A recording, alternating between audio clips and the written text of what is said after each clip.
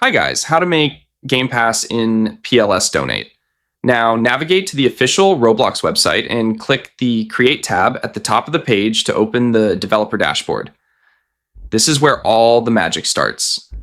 Go to the Creation section on the left sidebar, select Experiences, and click on your default public experience, usually named your name's place.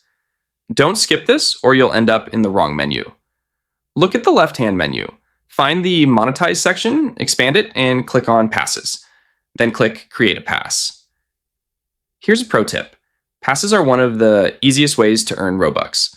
Upload an eye-catching image for your Game Pass. This step is extremely important because better images lead to more sales.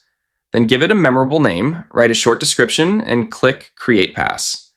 Click on your newly created pass, select Sales from the left menu, toggle the Item for Sale switch to Owen, enter your desired Robux price, and click Save Changes.